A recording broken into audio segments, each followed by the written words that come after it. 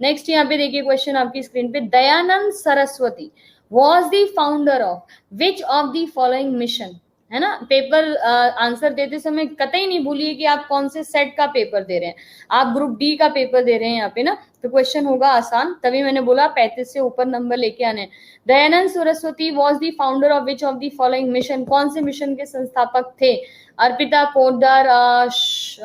सुदीप, बिल्कुल ठीक है यहाँ पे आर्य समाज करके याद रखिए। दयानंद सरस्वती जो है वो किससे संबंधित है, Arya Samaj. The mass of the earth, अब ये मैं जब आपको न्यूमेरिकल्स कराती हूँ ना, तो मैं आपको कई दफे समझाई हूँ, और इस पीरियड 6 महीने में कम से कम 4-5 दफा मैंने बता दिया है कि मास ऑफ अर्थ जो है वो कितना होता है। आप लोग में से कई बच्चे पूछते क्या ये लर्न करना पड़ेगा, मैं आपको बोलूंगी इसमें ना लर्न करने वाली कोई बात नहीं है, एटलीस्ट इतना आपको लर्न करना ही पड़ेगा।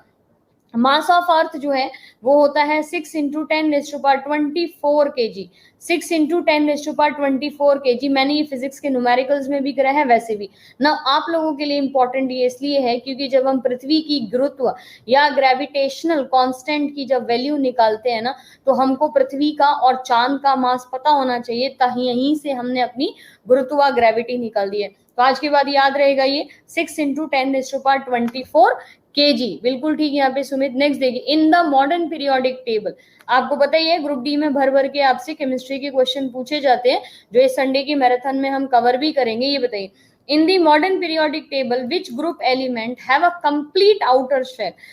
आधुनिक आवर्त सारिणी में ऐसा कौन सा समूह है या ऐसा कौन सा एलिमेंट है